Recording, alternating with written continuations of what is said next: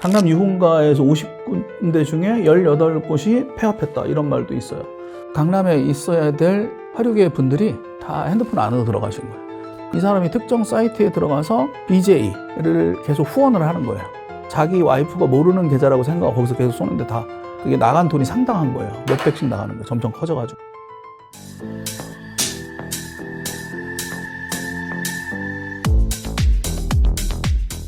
반갑습니다. 오랜만이네요. 국내 1호 탐정으로 매체에 소개되었던 임병수 탐정이고요.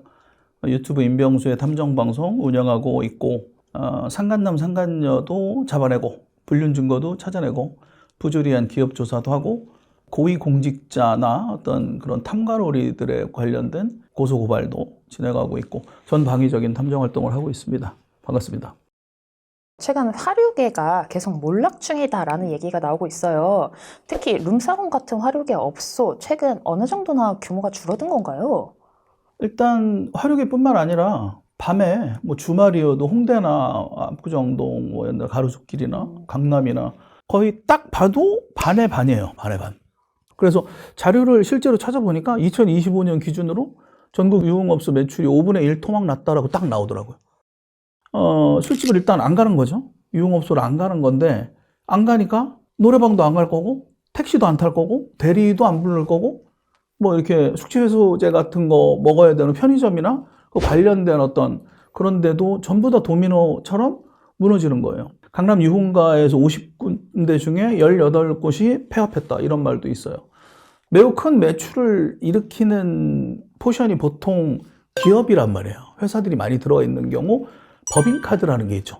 법인카드로 보통 접대비, 회식비 뭐 이런 뭐 비즈니스를 많이 하는데, 법인카드가 보통 월 1,000만 원에서 1,050만 원 정도, 1,000만 원 이상을 계속 쓰다가 이게 거의 10분의 1로 토막이 났다라고 합니다. 자료를 보면. 그래서 이 유흥이나 이런 경제가 돌아가질 않는 거고, 또 하나는 MZ세대 분들이 회식을 강요하면 가만히 있습니까? 가만히 있지 않습니다. 그래서 회식을 강요할 수 없는 문화, 이런 것들도 다 혼재가 되면서 어쨌든 경기는 박살이 나고 있다. 지금 그런 상황이에요. 그래서 금요일마다 2차, 3차 이렇게 뭐 같은 그런 문화는 전부 다 없어지고, 재테크라든지 자기의 어떤 건강이라든지 이런 거에 힘을 쓰는 사람들이 훨씬 더 많아지는 트렌드가 되니까 MZ 2030 세대들도 인생을 즐기지 않고 재테크나 이런 식으로 생활 패턴이 바뀌었다는 거죠. 집값도 많이 올랐고, 또 유흥업소 입장에서 또 분석을 해보면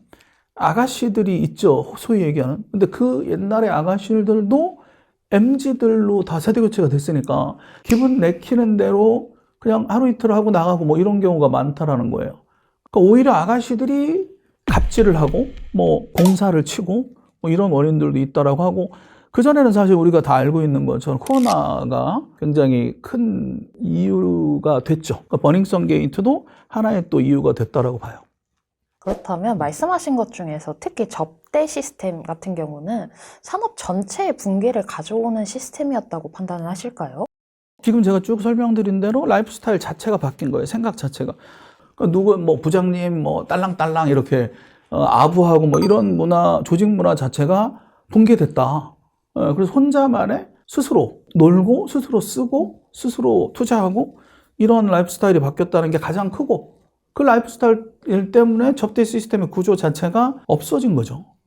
그러니까 업소 사장 입장에서는 돈을 쥐꼬리만큼 벌어봐야 급여 주고 뭐 임대료 내고 운영 자체가 안 되는 거예요. 그래서 전국에 어느 유흥지가 몰려있는 그 번화한 지역을 가도 누가 봐도 불이 반에 반으로 꺼져 있다. 전체 산업 붕괴가 됐다라고 해도 맞는 말일 것 같아요. 탐정님, 또 의뢰인 중에서도 업소랑 관련된 조사를 좀 맡기시는 분들은 과거에 비해서 얼마나 좀 줄었는지 체감하시는 게 있을까요?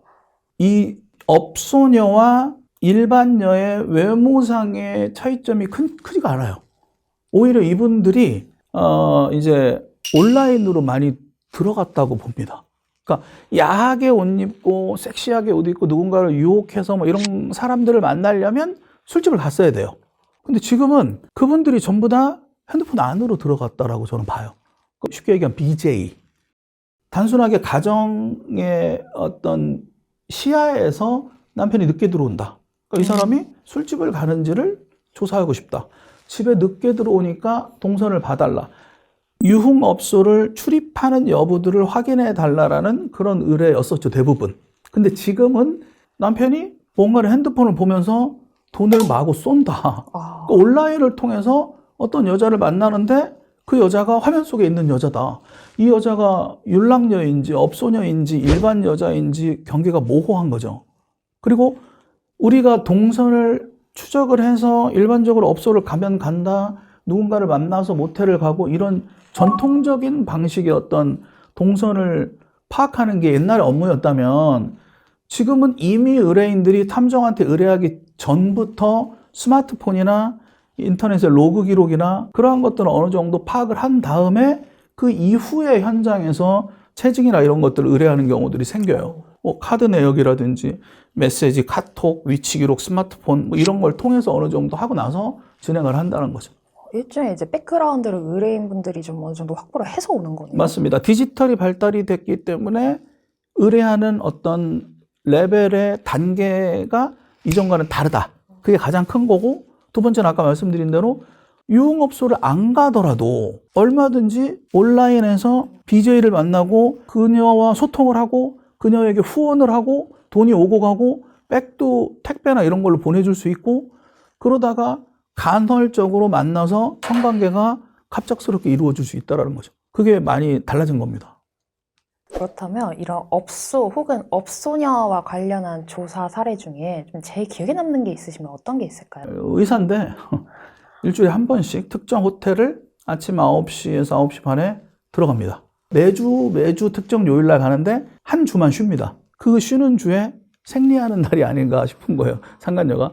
어쨌든 한 주 빼고 매달 같은 날 들어가는데 그 상간녀는 어떻게 들어갈까를 계속 고민을 하던 중에 이렇게 맨 끝에 보면 숨겨진 엘베가 하나 더 있었던 거예요. 거기에 스태프 온리라고 써 있어요. 그러니까 직원 전용 엘베가 있었던 거예요. 그래서 저걸 타고 상간녀가 갈 수도 있겠다라는 생각이 들어서 잠복을 우리 여자 요원을 시키고 저도 이제 주변에 잠복을 했는데 이제 여성이 그 엘베를 타고 가는 걸 이제 찾아낸 거죠.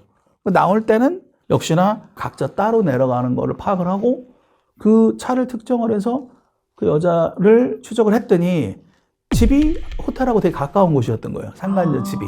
남편은 강남에 살았으니까 굉장히 멀은 곳이었고 근데 이 여자를 또 추적을 했더니 이 남편이 있는 병원 근처에 룸사롱의 마담이었어요. 그냥 아예 네, 그냥 일본식 룸사롱. 그 위에 이제 방석집처럼 성매매까지 같이 할 수 있는 그 여자는 또 다른 고객들도 몇 명 더 있을 것으로 추정을 했죠, 우리가. 거기까지는 조사를 안 했지만. 여기서 이제 우리 의뢰인이 직접 그 술집에 들어가서 어떤 식으로 시스템이 되는지까지 알아봐 달라. 근데 궁금하긴 해요, 저도. 들어갈 뻔했는데 안 들어가죠. 성매매니까. 네, 그런 일이 있었습니다. 혹시 BJ 같은 온라인으로 이 여자 누군지 알아봐 주세요. 이런 케이스도 있었을까요? 그런 거 되게 많아요. 어떤 공무원인데, 공무원 기술직인데, 아침에 출근하고 퇴근하고 뭐 이렇게 계속 움직이던 사람인데, 새벽만 되면은 조그만한 방 있죠, 옷방. 그 창고방 같은 데 들어가서 노트북을 하는 거예요. 굳이 거기서. 굳이 들어가서. 그래서 좀 이상하다 싶어가지고 그 자리에서 뭐라고 하진 않았지만 나중에 이제 뭐 기록이나 이런 걸 샅샅이 보니까 이 사람이 특정 사이트에 들어가서 BJ를 계속 후원을 하는 거예요. 근데 그 내용을 보니 이제 BJ들을 제가 직접 관람하거나 그런 적은 없는데 요구사항이 있나 봐요. 이렇게 벗어달라. 이런 걸 해달라. 그러면 BJ들이 한대요. 처음에 호기심으로 갔었지만 갈수록 이 습관이 되는 게 그래서 반복이 무서운 거예요. 예를 들어서 거기서 뭔가 내가 도파민을 얻을 수 있잖아요. 자극적일 수 있고 한 번만 하고 말아야지 했는데 이제 회사에서 또 스트레스를 받을 거고 루틴에서 생활을 하다 보면 지겹고 뭔가 좀 즐기고 싶은 생각 그게 딱 또 생각이 나겠죠. 또 이제 접속을 하는 거고 두 번, 세 번, 네 번 가다 보면 이제 알아봐 주겠죠. BJ가 많은 고객들이 들어오면 누구 이제 호명도 해주고 라이브 채팅하는 것처럼 뭔가 소통하는 데 있어서 많은 쾌감을 느끼는 거죠. 성적인 만족도 되는 거고 나중에는 그 여자를 실제로 만나더라는 거예요. 그래서 어머. 그래서 그 여자를 만나기로 한 날짜나 메모장을 이 와이프가 발견을 해가지고 그때 저희한테 의뢰를 하거든요. 이 여자가 BJ인데 어디 BJ고 이렇게 생겼고 돈을 얼마를 쏘는데 쏘는 방법이 계좌이체밖에 없으니까 자기 와이프가 모르는 계좌라고 생각하고 거기서 계속 쏘는데 다 그게 나간 돈이 상당한 거예요. 몇백씩 나가는 거예요. 점점 커져가지고. 너무 큰데요? 그러다가 그 BJ가 요구도 한대요. 나 이런 백 사줘. 어머. 그리고 이런 옷 사줘. 이렇게 한대요. 그래서 우리가 붙었는데 실제 그 BJ를 만나는 거예요. 만나서 서울 한복판에서 백화점에서 팔짱을 딱 끼고 그 남자도 이렇게 그 만족을 하는 표정으로 그 순간 한 1시간 동안 애인이 돼주는 거예요. 그러기도 했나 보죠. 그래서 백을 사주는 거예요. 그래서 BJ도 얼굴이 팔리고 이 남자도 얼굴이 알려지면 안 될 텐데 얘는 이제 그 백을 큰 거를 받을 거니까 뭔가 좀 배팅을 한 것 같고 이 남자는 마취가 된 것 같고 순간 이러면 안 되는데 그래서 영상으로 우리는 이제 다 담았죠. 강남에 있어야 될 화류계 분들이 다 핸드폰 안으로 들어가신 거예요. 그러니까 BJ 채널 하나 딱 파서 벗고 막. 그러니까 남자는 시각적이니까 거기에서 단골을 만드는 거예요. 계속 라이브도 하고. 그러면 혹시 배우자가 과거에 화류계 아니면은 진짜 뭐 BJ 출신인 거를 몰랐다가 결혼 후에 좀 이렇게 충격적으로 알게 되거나 아니면 좀 의심스러워서 조사 맡겼다가 알게 된 이런 케이스도 있을까요? 와이프가 옛날에 좀 그런 출신인 것 같다라고 호소하는 분들은 꽤 많아요. 아, 그냥 선생님 찾아와가지고. 네. 이야기하다 보면. 그러니까 와이프가 바람을 피는데 거짓말한 게 있다는 거예요. 뭘 거짓말했냐. 자기 그 와이프가 학교를 속였대요. 대학교, 출신 대학을. 그 출신 대학을 속였다라는 건 이제 하나를 속이니까 또 의심이 생기는 거죠. 그쵸. 외도를 안 하면 괜찮은데 외도를 하니까 그 외도에 대한 어떤 부분들을 알아내고 이제 파다 보니까 학교를 속인 게 나오고 그러다 보니까 이 여자가 약간 업소녀 출신인 것 같다는 생각이 든다는 거예요. 왜 그런 생각이 드냐. 결혼 전에 연락했던 친구들 있잖아요. 가끔 연락을 할 거 아니에요. 근데 그 연락을 하는 거를 들어보면 약간 그 화류계에서 쓰는 용어들이 나온대요. 뭐 무슨 일본말 같은 거, 제가 정확히 기억 안 나는데 무슨 뭐 기레까 뭐 이런 뭐 일본말을 쓰는 거예요. 그래서 저는 잘 모르겠는데 그게 술집 여자들이 쓰는 일본말이라는 거예요. 무슨 까이? 기레까이? 뭐 이런 거를 몇 가지를 용어를 쓰는 걸 자기가 들었대요. 근데 누구랑 통화하는 거야? 나 동창이야. 대학교 동창이야. 이러는 건데, 대학교를 속인 건 이 사람이 아니까 더 이제 저희가 되는 거죠. 근데 이게 저는 지금 말씀드리고 싶은 게 뭐냐면 이 경계가 허물어졌어요. 윤락녀, 화류계 출신 또는 화류계에 현재 몸담고 있다라는 그러한 구분이 사라졌어요. 왜냐면 저는 이제 원래 사람을 잘 안 만나요. 워낙 이제 이 비즈니스 때문에 사람을 많이 만나고 안 좋은 것만 보고 다니니까. 그런데 정말 그때는 어쩔 수 없어가지고 변호사 2명하고 사무장 1명하고 저렇게 4명이서 술집을 갔어요. 그냥 술집이에요. 근데 술집이 이렇게 룸으로 돼 있어요. 비즈니스 룸 술집이었죠. 이제 좀 마담처럼 보이는데 우리 영화나 이런 데서 보면 마담이 막 껌짝짝짝 그렇게 생기지 않았어요. 요즘 마담들은 그냥 일반적이에요.